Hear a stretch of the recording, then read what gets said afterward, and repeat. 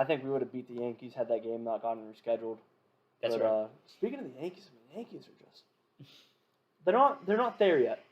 No, and who was the team? The Cowboys. I called the Cowboys the New York Yankees of the NFL because they just build up this entire big team and they just can't win in that big one at the end. The Yankees just can't win the big one at the end. They have Aaron Judge, which they keep retaining and keeping. They have Santana. They have Stanton. They're in the running to get Shohei Ohtani, so they need to start winning here. Like, what are you doing?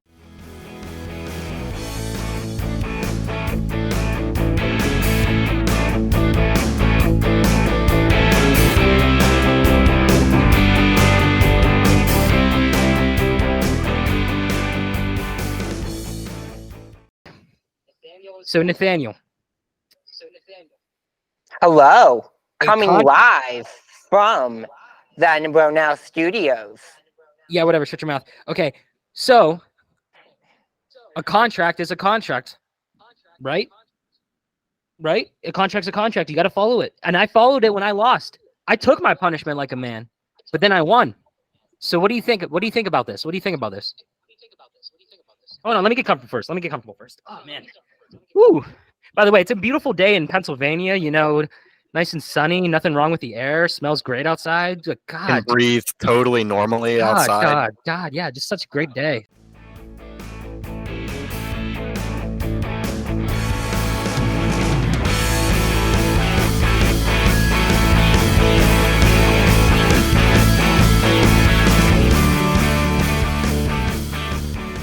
Amazing. Yeah. Like, he was carving last year. Yeah. Like, there was a point in time, at the end of the season. Train. Hey! 1 second. I might have to edit this out. I know it's gonna be like a mile-long train. Yeah. You know what? Hold this. What are you gonna do, Mike? You gonna run after it like a... No way. Shut up, dude.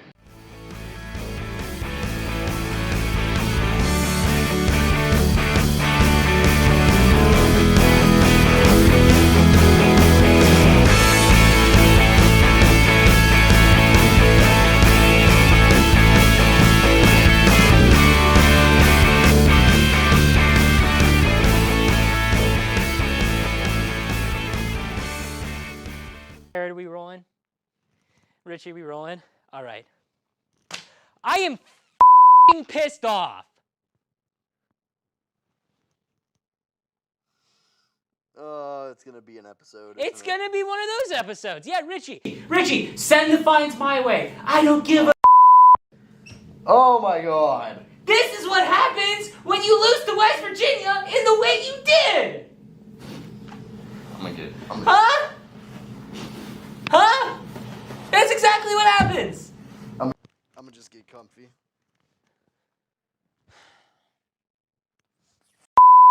Oh my god, dude. Jeez.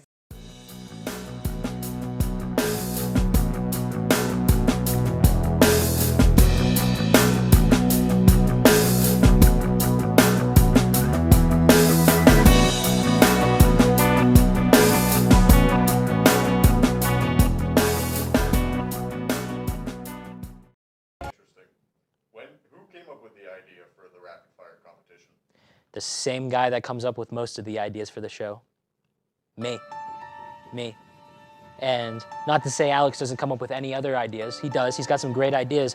But if you look back at most of the ideas and most of the things that we've done on the show, chances are it was my idea. And that's why I think he's a pathetic loser. But I guess we have to do this because some people can't control their actions. So I guess I'm just gonna, I joined because it sounded fun. It sounded like a fun time. Wanted to talk about sports in front of a camera for a long time.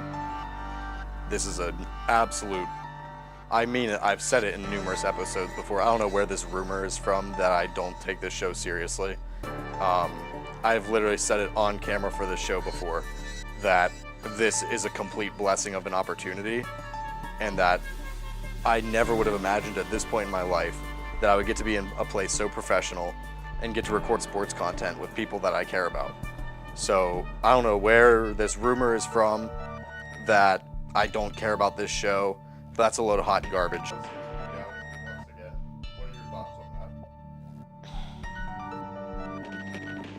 The fact that we're still in the doubting stage is pathetic. I won the March Madness special. So apparently every time I win, it doesn't mean anything. But when Alex wins, it's celebrated like he won the goddamn Super Bowl. So yeah, keep doubting me. But at the end of the day, I will trust me. You trust me. At the end of the day, all the doubters. Alex, what are you gonna do with the money when, not if, you beat Mike? Wait. Mikey, what's it feel like to be Alex's little bro and literally everything that you do? Are gonna be proven wrong once again. Just like my entire life. Everyone's been doubting me since day one. And here I am, still here. And this is gonna be the same thing with Rapid Fire. When I win and I get this win back after the loss from last year. I didn't escalate anything, first of all. I know that it's made out like he's a victim. So you know that if I do stuff like this, I get in trouble, but you do something, it's gets swept under the rug. I'm such a bad guy, and nobody on the show likes me, and all that garbage. This show was meant to be fun from the beginning. I'm gonna go live May 2nd. May 2nd? Yeah, you wanna go Live? On YouTube, live on YouTube? Live? At 7 o'clock? 7 p.m. May 2nd. You want it? Go live. Let's do that. Let's do that. Alright. We're live, pal. Let's go! Wow, we are finally here. Oh my goodness. Gosh. He is the one who insisted on making this a personal problem after I changed my profile picture. He is the one who made it difficult. I never made this a problem. I had fun. I need this show. That's why this means so much to me. I need this victory to solidify my legacy. We have fun. We celebrate our victories. We take our losses. Did I change my profile picture when I was supposed to keep it? Yes, I did. Yeah, okay. I'm down 2-1. If I could tie it up, win March Madness too, get in the lead, that's one hell of a legacy right there. He let his ego get in the way and make this an actual personal matter. Really. You know, at the contract signing, what I said, I meant it. You know, you can leave tomorrow, and that doesn't mean He can leave Tailgate Talks tomorrow, and it doesn't mean a damn thing for his future. But I need this. I need this. This is gonna help my future. Without Tailgate Talks, what future do I have? Again, we have our fun on here, and we enjoy it, and we take our losses on the chin. That's what we do. I'm so sick of it. I just want them to stop fighting. They haven't been friends, like, at all. They're so mean to each other. I just want them to stop fighting. I want my friends back.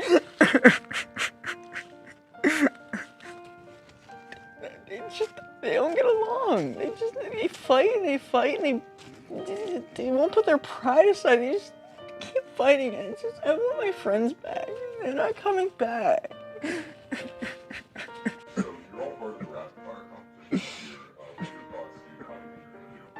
Oh, I'm gonna win the whole thing. I'm just better. I'm better than both of them. They both suck. Fat doesn't know anything about anything. He's a Titans fan, for God's sakes. Mike is on Tony Khan's constantly. Also, only talks about the Pirates. Knows absolutely nothing. I'm gonna clean the board. I'm winning the championship. Shouldn't even be a question.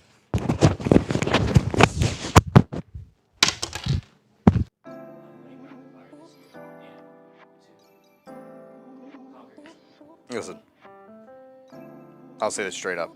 I will never discount what he's been through. I will never discount his passion and his drive to succeed. Ever. I will never do that.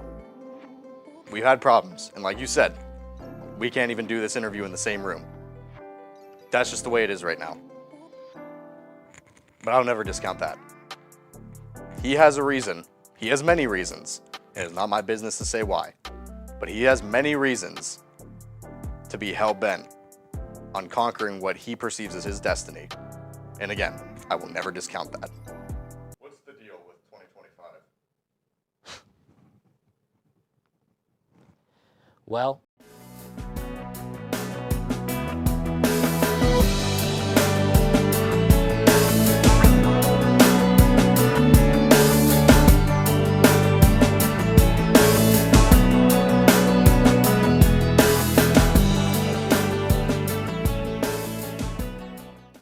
Ladies and gentlemen, it is time to officially introduce one half of the Vice Presidency of Boro Tailgate Talks, Mike Kosminski. Everybody give it up for Mike. How you doing? I'm doing fantastic. Yeah, but, oh, hey, can you turn off on real quick? Off on. Don't touch them. We're dirt poor, Mike. That's why we can't use the green screen. All right, ladies and gentlemen. So I'm here today to show you the amazing content we drive out with our Boro Tailgate Talks universe. First, it is the Boro Tailgates vlog. You can see awesome clips of myself, Alex, and Joe. Like, I don't know, like this. Here, go right here. Stand right beside Alex. Clickbait. Act shocked. Look this way. Other way, Joe. Also, Alex Brown vlogs. Pretty much how everything started. Let's be real here. You can see awesome clips from our trial, like, you know, this one. Man, I hate being a judge. I mean, you can go sit. Oh, man, go sit down then. Down, more like on the wall. Nice. Finally, the granddaddy of them all, Boro Tailgate Talks. Well, let's just say we're professionals. We're professionals. But we're not gonna brag. You can see awesome clips from Boro Tailgate Talks, like this one. Why is he pitching in the late innings? What are you doing? What are you doing? Here goes my notebook too. This is shades of winning the rapid fire challenge. What are you guys thinking? And also this one. Ladies and gentlemen, Mike Kosminski has lost the rapid fire prediction competition. Wait. Who put in the clip of Alex bullying me? Wait. Alright, whatever. But guys, it is so simple. You just subscribe to the NBro Now channel to watch Boro Tailgate Talks. Hit the bell. Do all that fun stuff. Like, just do it all. Also go to Alex Brown Vlogs. Do all the fun stuff. Same thing with Boro Tailgates. That is all. Mike, thank you so much for coming on to the show today. Yep. Everybody, Mike Kosminski.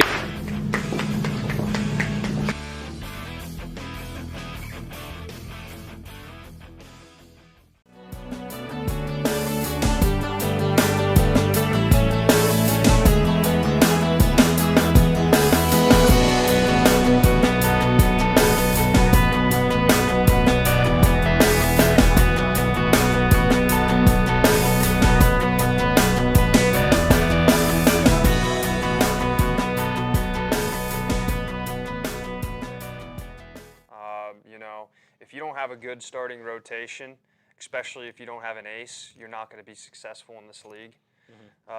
So having Mitch Keller on this team, not only having him on this team, but him having a very successful year, especially in 2024 when we might see Paul Skeens in that rotation, having those two guys as your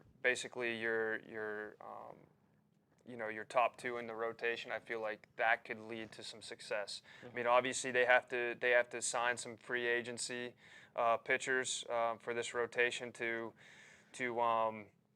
be successful. But those two are great building blocks for the organization as long as they're both successful on the major league team. Now, Mitch Keller has shown that he's capable of being a guy that can help out this organization in the future, but the issue is he's come to some adversity this year where he's had a lot of success in the beginning of the year, but later or I would say mostly in July and August, or a little bit of August, he's been struggling. So at least the past two, I believe 2 out of 3 starts, he's looked his old self. You know, from where he looked like when he was back, you know, in May and June. So I think as long as he continues to get out and fight this adversity and become what he was earlier in the season, I think with him, Skeens, maybe a potential free agent, this rotation could look really successful for 2024. Yeah, for sure. And people got to remember too. I mean, you got in the minors Anthony Salamena, who's been solid so far, and he's on Altoona, I believe, right? He's in Altoona right now, and he's actually the second youngest pitcher in all of Double A.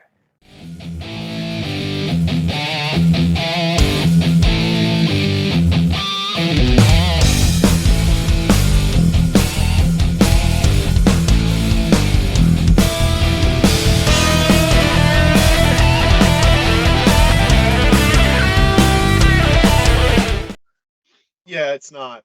So I forget who it is. There's just there are claims being laid and court opinions being made about this the merger status and stuff like that. There's separate lawsuits going on right now between MLW and WWE, which is Right, eh. that's something else. It's And hold on. then- So people, if they don't know, MLW is a independent wrestling promotion that is ran by Court Bauer, and they've held guys like Brian Pillman Jr., who's sucks, but he also, Alex, that is also pretty much the promotion that pretty much got MJF on the map. Okay, gotcha. Yeah. So Indie Fed, and then there's a separate case involving UFC, and I forget someone else. This is going to be so bad.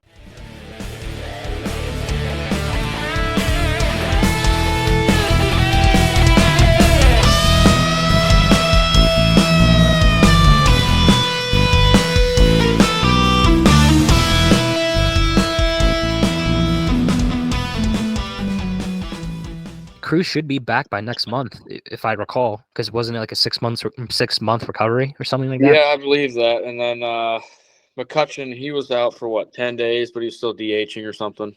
Something like that. Yeah. But yeah, then after the Pirates won 20 games, they were 20-9. Once they hit Tampa Bay, Yep. Not yeah, the then it same- was like either they were really hot or they were really cold. They went for like an 8-game losing streak, and then they went for another towards the end there. I think it was like 10 or 12-game losing streak, something crazy. But Yeah, they had a few good couple weeks there for a little bit. yeah, it was crazy. It was crazy, and like the National Series, it was like, oh my God, the Pirates are blowing somebody out like 15 runs to whatever the Nationals scored. It was crazy.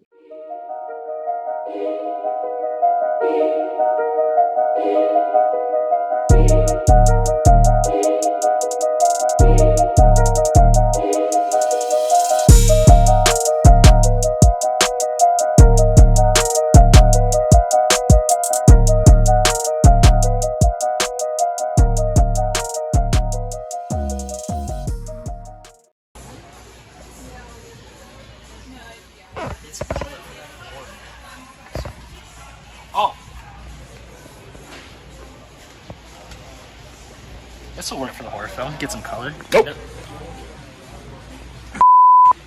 There's an extensive alumni base of people that walk through these doors here, and myself included, that would be more than willing to help.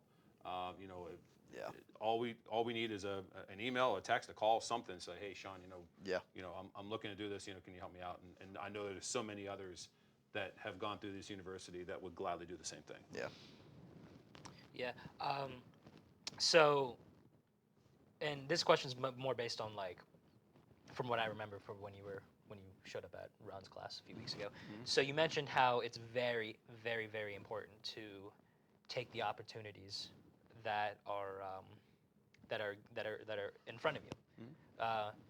Now, obviously, because since I was in that class, I know your answer on this. But for like other people, why is that so important to take the opportunities when they're, like I said, right in front of you? Well, because if you don't, then somebody else will. Yeah. And again, you like when I went here, my whole target was radio. I wanted to be on air. I wanted to be like the next big thing in a big market, and life happened with me early on where I didn't get a chance to take that road directly. I had to take a few off ramps, a couple back roads, and things really kind of worked out in a really cool way. But if you would have said to me sitting in that room when I was here like you are and said, hey, looking down the road, you're going to end up being, the public address announcer in the NBA for not only the Cleveland Cavaliers, but your favorite team of like all. And I would like, there's no way because of my reluctancy to speak publicly, my confidence in myself, my belief in myself, and having just the skills necessary to do something like that on that level.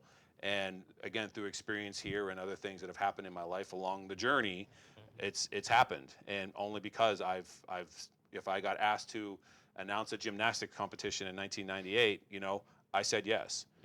I didn't know anything about gymnastics, but I thought, hey, that's pretty cool. Little did I know it was technically a part of the road to get me to here and get me through the Bayhawks and through the Seawolves and some of the things I've got a chance to do. So yeah, anytime you get a chance to do something, even if you're not 100% sure of yourself in doing it, you won't know until you try. And if again, I said it just a few minutes ago, if you say no, next man up will say yes, and they will take that opportunity from you. And that's you can't afford to leave opportunities on the table and stones unturned. Yeah, and just like Alex said, it's as simple as that, really. It really is. That simple. So, yeah, and again, stepping out of your comfort zone. You know what you want to do, but you also have to be flexible to say, well, this is kind of in that realm, and this actually seems pretty neat. And if you have a slight inclination or interest in trying something like that, then do it. Yeah, and I mean, I always knew I was very good at speaking, and I knew I could do that, and just practicing on I'm just practicing on my phone by myself or whatever. But when I started this, I mean, I had confidence that I could do it, but I wasn't. It was like one of those things I wasn't sure. It was like untested confidence. Yeah. Exactly, like untested. So it was like, yeah, the more I did it, and the more I stepped out of my comfort zone, wearing glasses that aren't mine, and filming silly Sounds videos. like a good story there. We'll tell you after. It's a long story now. It's a very long story, but yeah, stepping out of our comfort zone, because if we don't, again, how are we gonna grow the show, really? Exactly. So and grow yourself, professionally, because I mean, you guys are young, and you have kind of thoughts and ideas of where you want to go in life. Ambition. Goals, dreams. Yeah. I mean, there's we use that word a lot. Yeah, there's things you want to do. So the only way to do it, and that's the beauty of this university, is the fact that we're sitting in this room, and you've got an amazing radio station across the hall. There's so much. You guys have so many amazing resources right here within your reach. We've talked about that a lot too on this show, about how lucky we are to have this facility. Yeah. And it gives you like real world experience to get your feet wet, get your hands dirty, in this industry or any industry. But me, speaking because I came through this building, this is fantastic. Yeah. You guys are really fortunate to have this.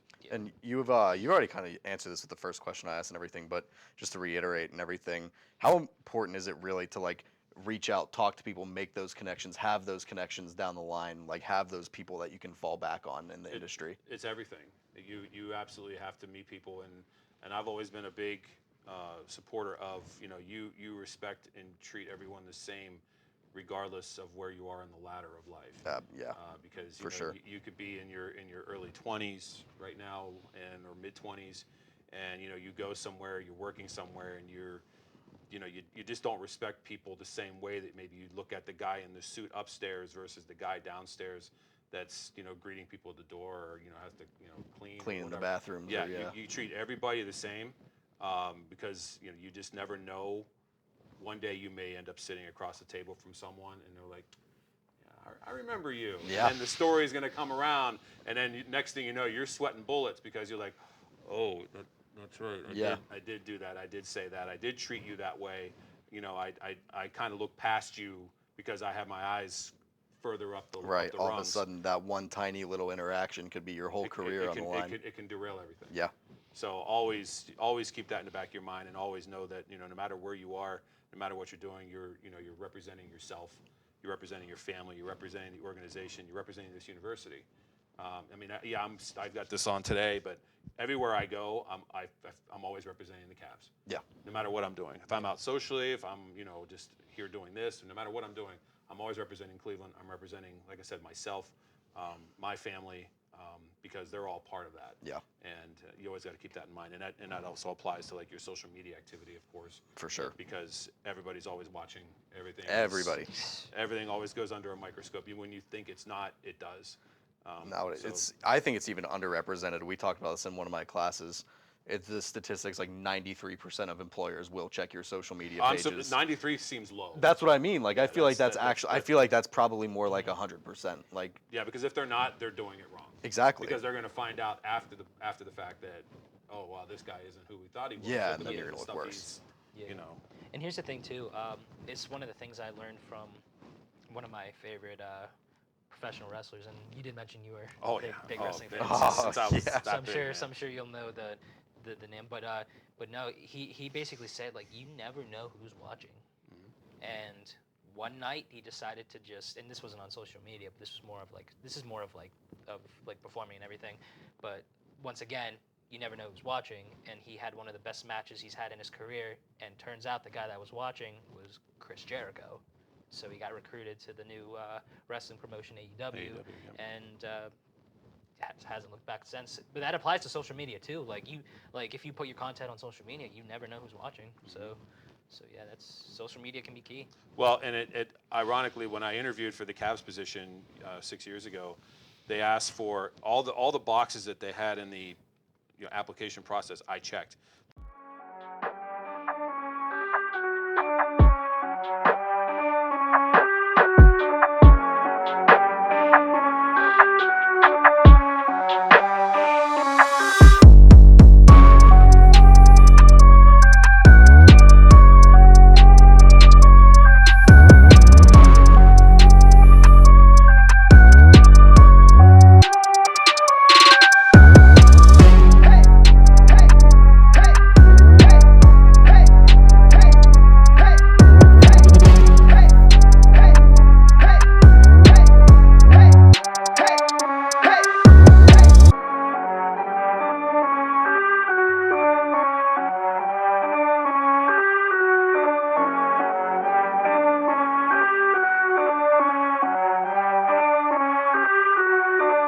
That was amazing. The only reason I probably felt the same as like my brother's friends and everything was because like I always was like I was the younger brother at like the parties at like the Guilfoyles, and I was always there. So it's like I kind of grew up with them a little bit. So it's like I didn't want it to end. Yeah, no, that was. So it's like, oh my god. God, I was in tears going into the last because I didn't want it to end. But when John King, it was he. But by the way, I think it was Josh Hiddle. He hit that pop fly with like 2 outs. He dropped it. Exactly. That could have ended our season right there. And then didn't Trap get a hit, and then John was up. John tied it by hitting an infield single to second base. He was safe by like this much. That was wild. This much, and then Jamin came in and saved the day. lined.